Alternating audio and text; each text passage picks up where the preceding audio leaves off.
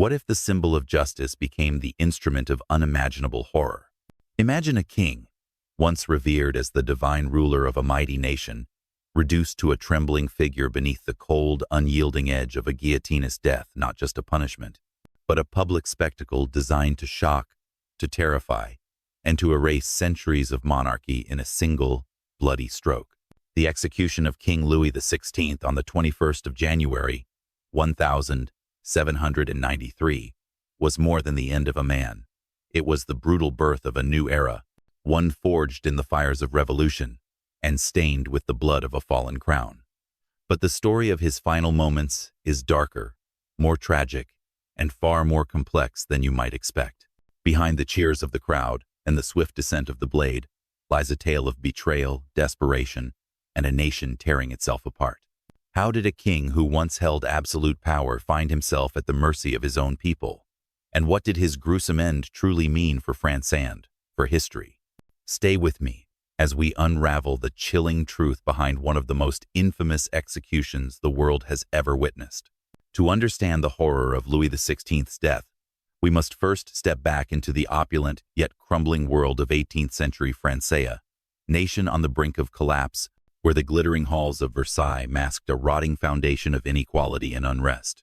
Louis XVI ascended to the throne in 1774 at the tender age of 19, inheriting a kingdom burdened by debt, largely due to France's involvement in costly wars, including the American Revolution.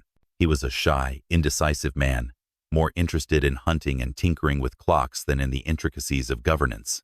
His queen, Marie Antoinette, an Austrian princess, became a lightning rod for public discontent, her lavish spending and foreign origins fueling rumors of decadence and betrayal. Together, they presided over a France divided by a rigid class system. The clergy and nobility, who held immense privilege, paid little in taxes, while the peasantry and burgeoning middle class bore the crushing weight of the state's financial woes. Bread prices soared, hunger gnawed at the bellies of the poor, and whispers of reform turned into cries for revolution. The seeds of Louis's downfall were sown long before the guillotine's blade was sharpened. France's ancient regime, the old order of absolute monarchy, was a relic in a world increasingly inspired by Enlightenment ideals of liberty, equality, and fraternity. Thinkers like Voltaire and Rousseau challenged the divine right of kings, arguing that power should rest with the people. Across the Atlantic, the American Revolution of 1776 proved that a monarchy could be overthrown, and France's own soldiers, returning from aiding the American cause, brought back dangerous ideas of democracy.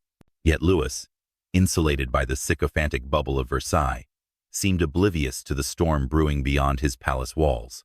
He was not a tyrant in the classical sense. There was no overt cruelty in his rule, but his inability to enact meaningful reform or curb the excesses of his court painted him as weak and out of touch. When he called the Estates General in 1789, a long-dormant assembly of the three estates, clergy, nobility, and commoners, to address the kingdom's dire finances, he unwittingly opened the door to revolution. The Third Estate, representing the common people, demanded greater representation, and when their voices were ignored, they broke away, forming the National Assembly and swearing the tennis court oath to create a new constitution. The old order was unraveling, and Louis, caught between tradition and the tide of change, would not adapt. As tensions escalated, the streets of Paris became a cauldron of rage. On the 14th of July, 1789, the Bastille, a fortress and symbol of royal oppression, fell to an angry mob, marking the symbolic start of the French Revolution. The royal family's world began to shrink, their once untouchable status eroded as the people's resentment boiled over. Louis's attempts to placate the revolutionaries with concessions, such as agreeing to a constitutional monarchy, were seen as too little, too late. His hesitation to fully embrace reform or to crush the uprising with force alienated both the radicals who sought to dismantle the monarchy and the loyalists who urged him to reassert control. Meanwhile, Marie Antoinette's reputation as Madame Deficit grew, her supposed indifference to the starving masses epitomized by the apocryphal phrase, "Let them eat cake." Whether she ever uttered those words or not, the damage was done. The queen became a scapegoat for every grievance, her image plastered on pamphlets depicting her as a traitor conspiring with foreign powers to undermine France. The royal couple's isolation deepened, their gilded cage tightening as the nation spiraled into chaos. Beyond the palace, the revolution gained momentum with terrifying speed. The National Assembly abolished feudal privileges, confiscated church lands, and drafted the Declaration of the Rights of Man and of the Citizen, a radical document proclaiming universal rights. But these lofty ideals were soon overshadowed by violence. The guillotine, a device initially championed as a humane method of execution, became a grim symbol of the revolution's darker turn. Invented by Dr. Joseph Ignace Guillotine and refined by others, it promised a swift, egalitarian death, noble or peasant. All would face the same blade. Yet its efficiency only fueled the bloodshed, as political factions vied for power and paranoia gripped the capital. The moderate Girondins clashed with the radical Jacobins, led by figures like Maximilien Robespierre, who believed the revolution could only survive by purging its enemies. And at the center of this maelstrom stood Louis XVI, a king whose very existence as a symbol of the old regime made him a target. His crown, once a mark of divine authority, had become a death sentence. By 1791, the royal family situation had grown desperate. Louis, under pressure from Marie Antoinette and conservative advisors, made a fateful decision to flee Paris and seek foreign aid to restore his power. Their ill-fated escape attempt, known as the Flight to Varennes, ended in humiliation when they were recognized and captured just miles from the border. Returned to Paris under guard, Louis's credibility shattered. The people now saw him not as a reluctant reformer, but as a traitor willing to abandon his nation. The monarchy was stripped of its remaining authority, and the royal family was confined to the Tuileries Palace, prisoners in all but name. The stage was set for a reckoning, one that would culminate in a public execution so horrifying it would echo through the centuries. But before we reach that blood-soaked climax, we must first understand the forces that dragged Louis from his throne to the scaffold and the personal torment he endured as his world collapsed. As the French Revolution gained momentum, the once untouchable monarchy of Louis XVI found itself caught in a deadly vice, squeezed between the radical fervor of the people and the crumbling remnants of the old regime. The flight to Varennes in June 1791 had shattered any lingering trust the French public held for their king. Louis and Marie Antoinette's failed attempt to escape to the Austrian border, where they hoped to rally foreign support against the revolution, was not just a political misstep, it was a profound betrayal in the eyes of a nation already seething with resentment. Captured in the small town of Varennes and dragged back to Paris under the jeering gaze of their subjects, the royal family became symbols of treachery. The king, who had once been seen as a potential ally in reform, was now viewed as an enemy of the very people he swore to protect. Pamphlets and caricatures flooded the streets, depicting Louis as a cowardly pig and Marie Antoinette as a scheming foreign agent, her Austrian heritage weaponized to paint her as a threat to France's sovereignty. The monarchy's legitimacy, already fragile, was irreparably damaged, and the calls for its complete abolition grew louder with each passing day. The political landscape of France was fracturing at an alarming rate, and Louis found himself trapped in a web of competing factions, each with its own vision for the nation's future. The National Assembly, now dominated by the more radical elements of the Third Estate, pushed for a constitutional monarchy that would severely limit the king's powers, a compromise that satisfied neither the revolutionaries nor the royalists. The Girondins, a moderate faction, sought to preserve some semblance of monarchy while expanding democratic reforms, but their influence waned as the more extreme Jacobins, led by fiery orators like Maximilien Robespierre and Georges Danton, gained traction. The Jacobins argued that the monarchy itself was an outdated institution, a cancerous relic that needed to be excised for the revolution to survive. Their rhetoric, fueled by Enlightenment ideals and the raw anger of the Parisian sans-culottes, the working-class militants who formed the backbone of street protests, turned public opinion decisively against Louis. Meanwhile, outside France's borders, monarchies in Austria and Prussia watched with growing alarm, fearing the spread of revolutionary fervor. Their threats of military intervention, embodied in the 1791 Declaration of Pillnitz, only deepened the paranoia within France. convincing many that Louis and Marie Antoinette were actively colluding with foreign powers to crush the revolution. This atmosphere of suspicion and fear reached a boiling point in the summer of 1792, when the fragile balance of power collapsed entirely. On the 10th of August, a mob of sans-culottes, backed by radical leaders, stormed the Tuileries Palace, where the royal family had been confined since their return from Varennes.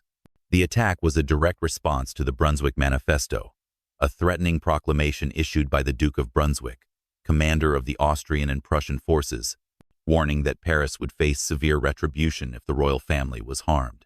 Instead of cowing the revolutionaries, the manifesto inflamed them, seen as proof of Louis's complicity with foreign enemies.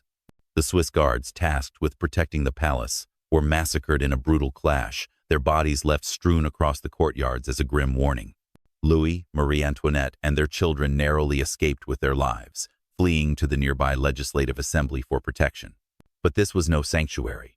The Assembly, under pressure from the mob, voted to suspend Louis's powers as king, effectively ending the constitutional monarchy.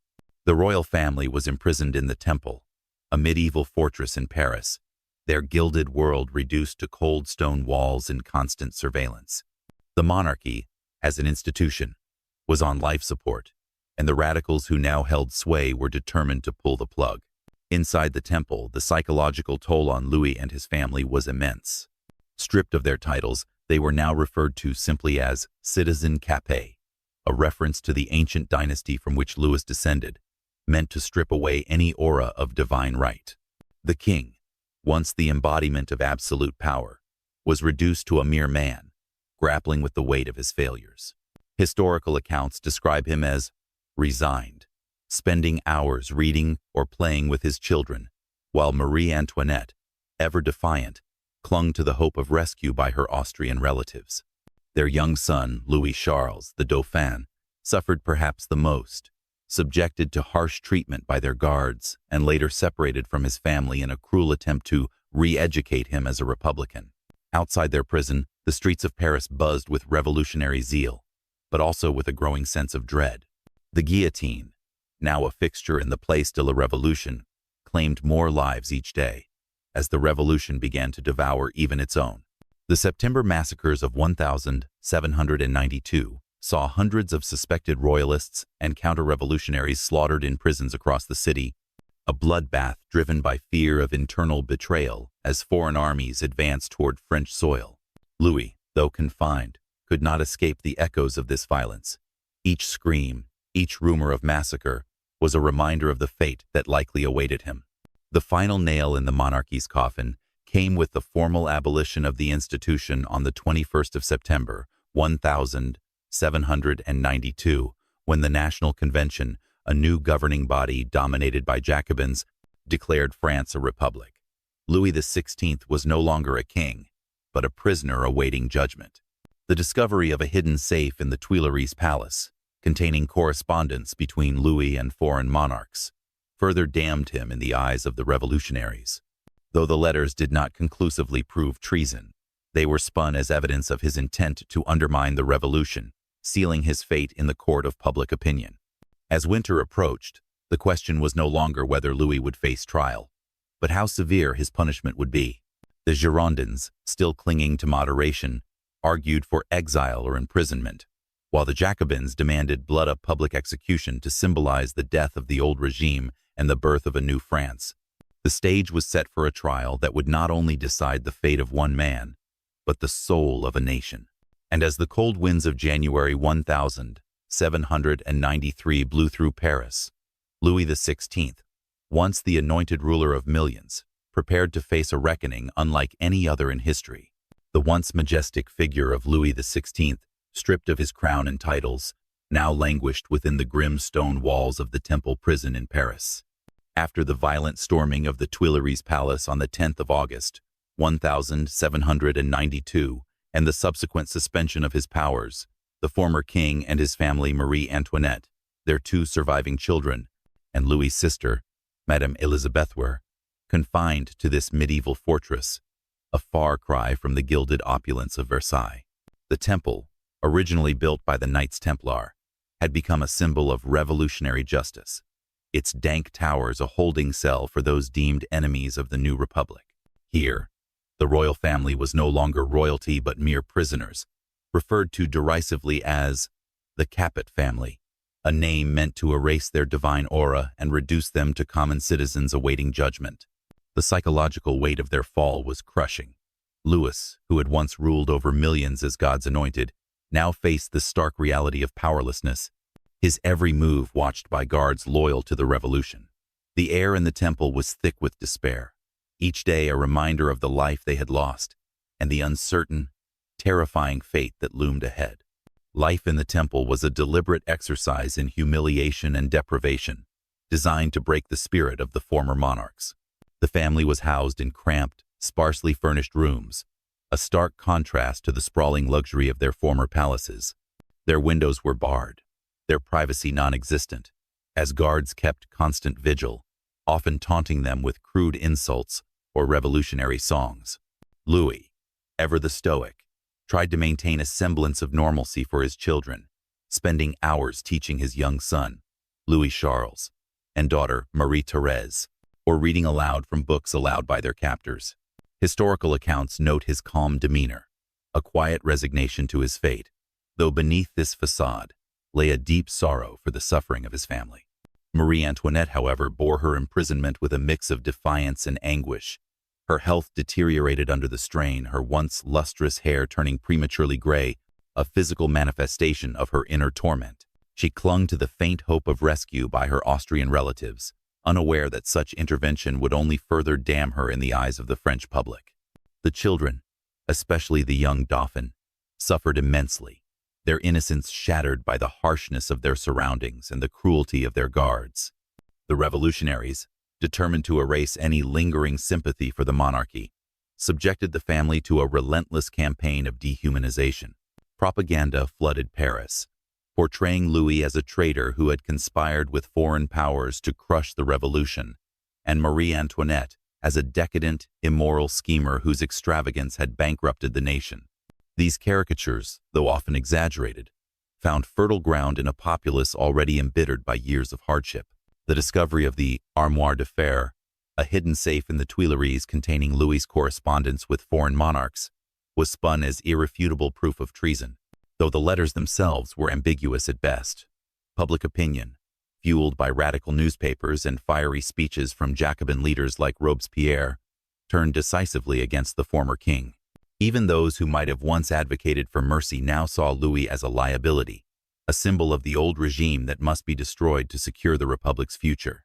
The National Convention, the new governing body of France, debated his fate with a fervor that bordered on obsession, while outside the temple's walls, the guillotine in the Place de la Révolution continued its grim work, claiming lives with mechanical precision.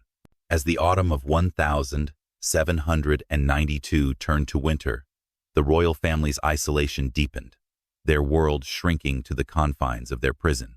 Communication with the outside was severely restricted. Letters were censored, and visits from loyalists were forbidden.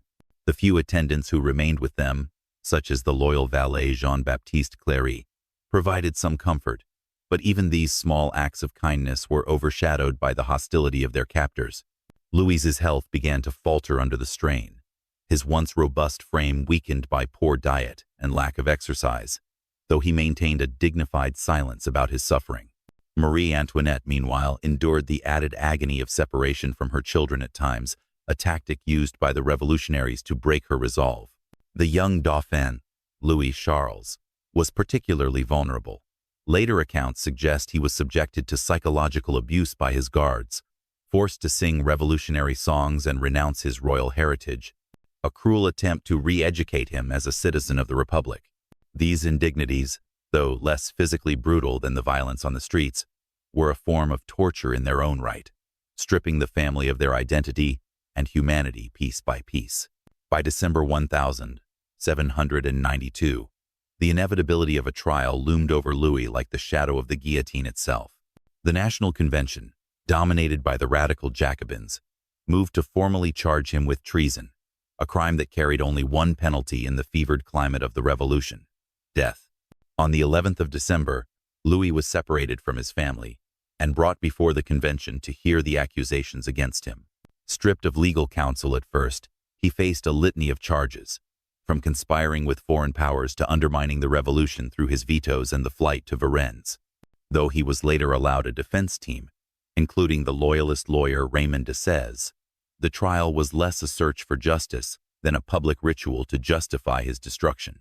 Louis's responses, delivered with a quiet dignity, denied any intent to betray France, but his words fell on deaf ears in a room filled with men who had already decided his fate. Back in the temple, Marie Antoinette and the children waited in anguished uncertainty, unaware of the proceedings but all too aware of the bloodlust that gripped Paris. The city outside pulsed with revolutionary fervor, the guillotine's blade rising and falling as a grim metronome, counting down the days until Louis would face his own reckoning. The decline of the king, once the embodiment of divine authority, was complete. All that remained was the final, brutal act of a drama that would shock the world. The cold winter of 1792–1793 bore down on Paris as Louis XVI, once the anointed King of France, faced the final act of his tragic downfall. Separated from his family in the Temple prison, he stood before the National Convention on the 11th of December, 1792, to answer charges of treason against the nation he had once ruled. The trial was less a pursuit of justice than a carefully orchestrated spectacle, a public condemnation meant to legitimize the revolution's rejection of monarchy. The accusations were damning: conspiring with foreign powers, undermining the constitutional reforms through his vetoes, and attempting to flee the country during the flight to Varennes. Louis, now simply citizen Capet in the eyes of his accusers, initially faced the proceedings without legal counsel, his quiet dignity a stark contrast to the fervor of the room. When finally granted defenders, including the eloquent Raymond de XVI, his case was argued with passion. Louis had never intended to betray France, they claimed, but had acted out of a misguided sense of duty to preserve the monarchy. Yet, in a hall dominated by Jacobins like Robespierre, who declared that Louis must die so that the country may live, such arguments were futile. The trial was a formality. The guillotine's shadow already loomed over the former king, its blade sharpened by the unrelenting will of a nation reborn in blood. The debates over Louis's fate raged within the convention for weeks, revealing the deep fissures within the revolutionary movement itself. The Girondins, clinging to a semblance of moderation, argued for exile or life imprisonment, warning that executing a king would invite retribution from foreign monarchies and stain the republic's moral standing. But the Jacobins, backed by the radical sans-culottes who filled the streets with cries for blood, insisted that only death could sever the ties to the ancient regime. Robespierre's chilling logic that Louis's very existence as a symbol of monarchy posed a threat to the revolution carried the day. On the 15th of January, 1793, the convention voted on the question of guilt. The result was nearly unanimous, with 691 of 718 deputies declaring Louis guilty of treason. The vote on his punishment, held over the next 2 days, was closer but no less decisive. 361 voted for immediate execution, narrowly outnumbering those who favored imprisonment or a delayed sentence. The decision was final. Louis XVI would face the guillotine, a public execution meant to symbolize the death of tyranny and the triumph of the people. When the verdict reached him in the Temple, Louis reportedly received it with calm resignation, requesting only a 3-day reprieve to prepare his soul, a request that was coldly denied. Back in the Temple, the final hours before Louis's execution were marked by a poignant, heartbreaking farewell. On the evening of the 20th of January, 1793, he was allowed a last meeting with his family, a moment of raw emotion that pierced through the stoicism he had maintained throughout his ordeal. Marie Antoinette, pale and worn by months of anguish, clung to him with desperate grief, her tears mingling with those of their children, Louis Charles and Marie Thérèse.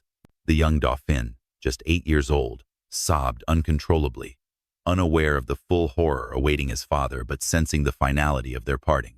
Louis's sister, Madame Elizabeth, stood by in silent sorrow, offering what little comfort she could. Louis, striving to maintain composure for their sake, spoke words of love and faith, urging them to remain strong and to forgive their enemies. He gave his wedding ring to Marie Antoinette and a small seal to his son, tokens of a life now slipping away. As the guards finally separated them, the family's cries echoed through the stone corridors, a sound that would haunt those who witnessed it. Louis returned to his cell, where he spent the night in prayer with his confessor, the Abbé Edgeworth de Firmont, preparing for the eternal judgment he believed awaited him beyond the scaffold.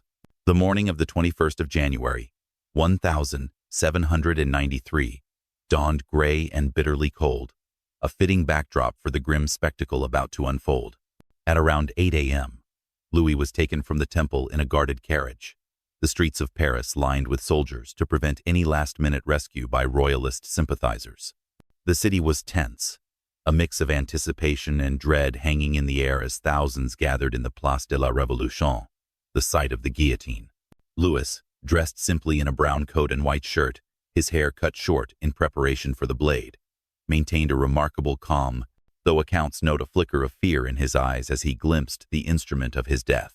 The guillotine, a towering structure of wood and steel, stood as a chilling emblem of revolutionary justice, its blade gleaming under the weak winter light.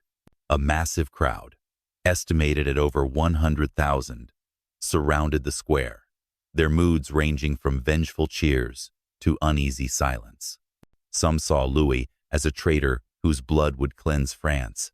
Others, even among the revolutionaries, felt a pang of unease at the unprecedented act of regicide. Drummers beat a relentless rhythm to drown out any cries of protest or mercy, ensuring the execution would proceed without interruption. As Louis ascended the scaffold, the weight of history bore down on that frozen moment.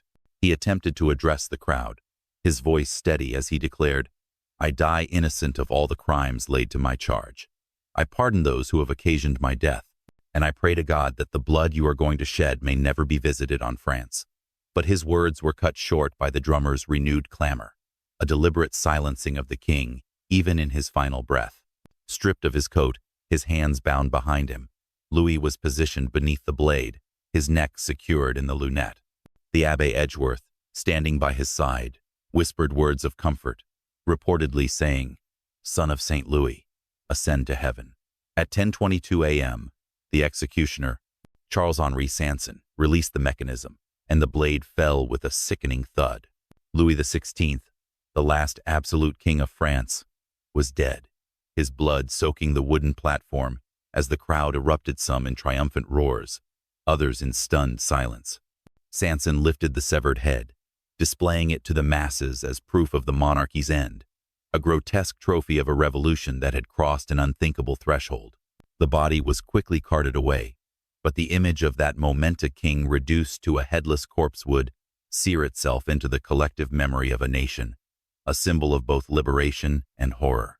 The sharp, final thud of the guillotine's blade on the 21st of January, 1793, did not merely end the life of Louis XVI. It reverberated through France and across Europe as a seismic rupture in the fabric of history. As the former king's headless body was carted away from the Place de la Révolution, his blood still fresh on the scaffold, the crowd dispersed with a mix of exultation and unease. Some revolutionaries cheered, dipping handkerchiefs in the king's blood as macabre souvenirs, hailing the execution as the ultimate triumph over tyranny. Others, even among those who had supported the Republic, stood in somber silence, grappling with the weight of what had just occurred. Regicide, an act once unthinkable, had become reality. The body of Louis XVI, along with his severed head, was unceremoniously buried in a common grave at the Madeleine Cemetery, covered with quicklime to hasten decomposition and prevent the site from becoming a royalist shrine. No grand funeral, no royal tomb, just a hurried disposal meant to erase the last vestiges of monarchy. Yet, far from closing a chapter, Louis's death opened a Pandora's box of consequences, unleashing forces that would plunge France into deeper chaos and reshape the geopolitical landscape of Europe. In the immediate aftermath, the execution sent shockwaves through the royal family still imprisoned in the temple. Marie Antoinette, upon learning of her husband's fate, was plunged into a grief so profound that it seemed to sap the last of her defiant spirit. Historical accounts describe her as a broken figure, her health further deteriorating as she mourned not just Louis, but the future of her children, now orphaned of their father in a hostile world. The young Dauphin, Louis Charles, and his sister Marie-Thérèse, were kept in ignorance of the execution for as long as possible, though the guards' cruel taunts and the somber atmosphere of the prison soon betrayed the truth. The revolutionaries, determined to extinguish any lingering loyalty to the monarchy, intensified their efforts to re-educate the Dauphin, separating him from his mother and subjecting him to harsh treatment in an attempt to mold him into a republican. Marie Antoinette herself faced increasing hostility. The loss of Louis made her an even greater target for the radicals, who saw her as a symbol of foreign interference and aristocratic excess. Her own trial and execution would follow later that year, in October 1793, a brutal echo of her husband's fate, as the revolution continued its relentless purge of the old order. Within France, Louis's death did not bring the unity or stability that the Jacobins had hoped for. Instead, it deepened the fractures within the revolutionary movement and intensified the cycle of violence. The execution alienated many moderates, including some Girondins who had voted against death and now found themselves at odds with the more radical factions. This discord erupted into open conflict, with the Girondins eventually purged from power in a Jacobin-led coup in June 1793, many of them meeting the same fate as Louis under the guillotine. The execution also fueled counter-revolutionary uprisings, particularly in the Vendée region, where royalist and Catholic peasants rebelled against the Republic in a brutal civil war that claimed tens of thousands of lives. The revolution, far from being secured by Louis's death, entered its most terrifying phase, the Reign of Terror. Under Robespierre's influence, the guillotine became a near-daily instrument of state policy, claiming thousands of lives, from aristocrats to suspected enemies of the people, in a paranoid frenzy to protect the Republic. Louis's blood, meant to cleanse France of monarchy, instead seemed to curse it with an insatiable thirst for more. Beyond France's borders, the execution of Louis XVI horrified the monarchies of Europe, galvanizing them into action against the revolutionary threat. Austria and Prussia, already poised for intervention, were joined by Britain, Spain, and other powers in forming the First Coalition, a military alliance aimed at crushing the French Republic and restoring the monarchy. Louis's death, particularly as the brother-in-law of Austrian Emperor Francis II through Marie Antoinette, was seen as a personal affront and a dangerous precedent. If a king could be executed by his own people, no crown was safe. The coalition's armies marched against France, igniting a series of wars that would rage for years, draining resources and lives on both sides. Ironically, these external threats unified many French citizens behind the Republic, as the fight for survival against foreign invaders temporarily overshadowed internal divisions. Yet, the cost was immense. The wars born from Louis's execution would shape Europe's destiny for decades, laying the groundwork for Napoleon's rise and the eventual reshaping of the continent. The memory of Louis XVI's death also began to take on a complex, often contradictory significance in the immediate aftermath. For the revolutionaries, it was a necessary sacrifice, a symbolic act that marked the birth of a new France founded on equality and the will of the people. Propaganda celebrated the execution as a victory over oppression, with images of the guillotine and the fallen king circulating in prints and songs. Yet, for royalists and many ordinary citizens, particularly in rural areas, it was a sacrilege, the murder of a divinely ordained ruler whose blood stained the soul of the nation. Whispers of martyrdom began to emerge, with some secretly venerating Louis as a victim of revolutionary excess, a narrative that would grow stronger in later years during the restoration of the monarchy. Even among the execution's supporters, there was an undercurrent of unease. The sheer brutality of the public spectacle, the image of a king's head held aloft for the crowd, left an indelible mark of horror. France had crossed a threshold from which there was no return, and the question lingered, had justice been served, or had the revolution birthed a monster of its own making? The physical remnants of Louis XVI were soon lost to time. His grave at the Madeleine Cemetery eventually built over as Paris moved on. But the echoes of that January morning persisted, a haunting reminder of the price of revolution. The guillotine, once heralded as a humane tool of equality, became synonymous with terror, its blade a grim specter over a nation struggling to define itself. Louis's death was not the end of monarchy in France. Later restorations would see his relatives return to power. But it was the end of an era, a brutal severing of the divine right that had underpinned centuries of rule.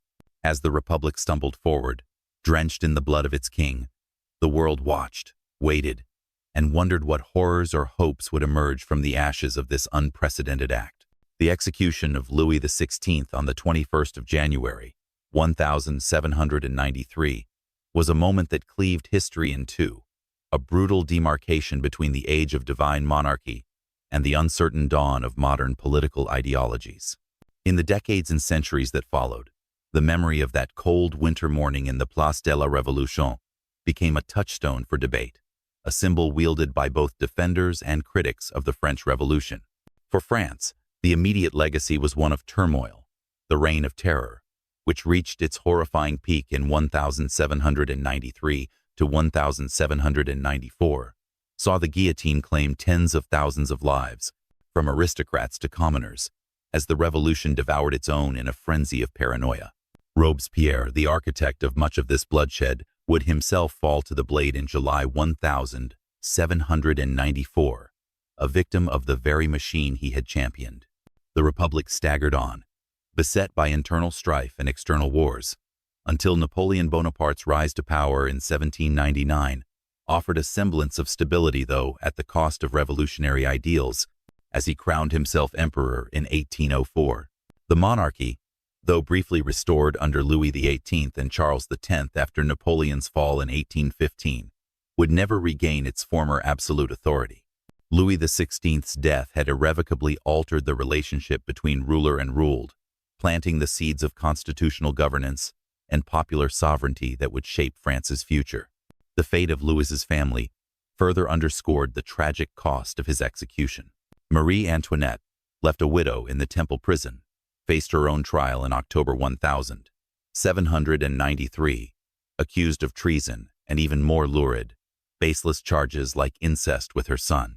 Her execution by guillotine, witnessed by a jeering crowd, was a final indignity for a woman who had become a scapegoat for the nation's woes.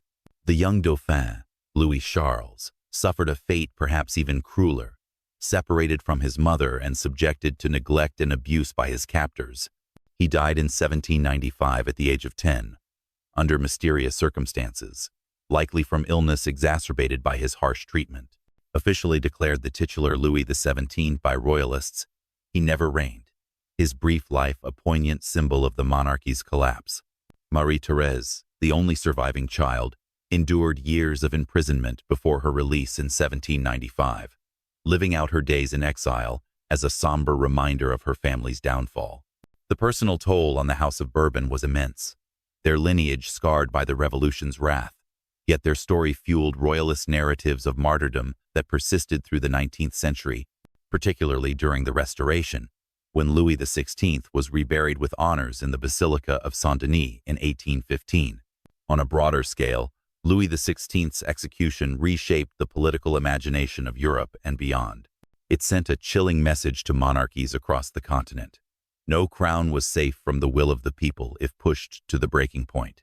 The French Revolution, catalyzed by Louis's death, inspired waves of reform and rebellion, from the 1848 revolutions to later democratic movements, as the ideals of liberty, equality, and fraternity, however bloodily implemented, took root in the collective consciousness.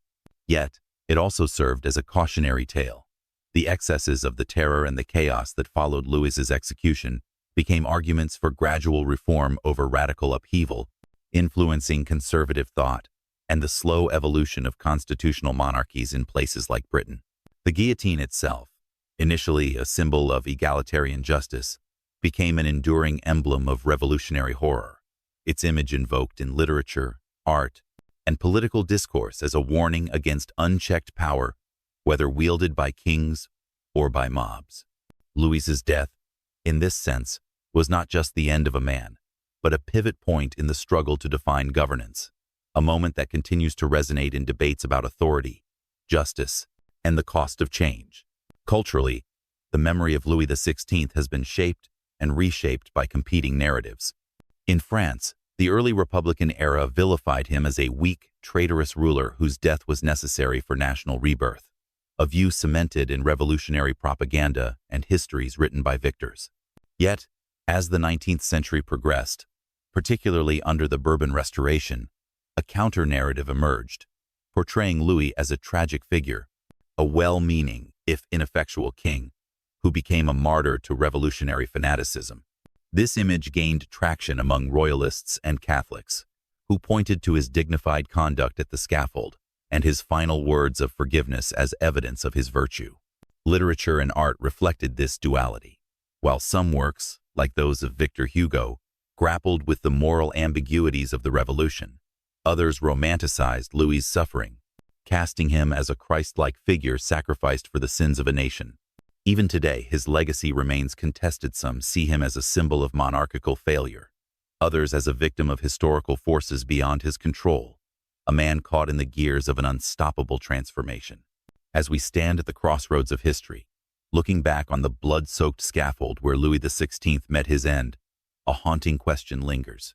Was his death the price of progress, or a tragic misstep that unleashed more suffering than it resolved? The guillotine's blade severed not just a king, but an entire worldview, leaving behind a legacy of both inspiration and horror that continues to shape our understanding of power and revolution. What does it mean to tear down a system so completely, to spill royal blood in the name of equality, only to find new forms of tyranny waiting in the wings? The story of Louis XVI is not just a chapter in France's past. It's a mirror held up to our own struggles with justice, authority, and the human cost of change. I invite you to reflect on this with me. Share your thoughts in the comments below. What lessons do you think we can draw from this dark moment in history? How does the fall of a king echo in our world today? Let's keep this conversation alive as we ponder the shadows cast by that fateful January morning, shadows that stretch across centuries to challenge us still.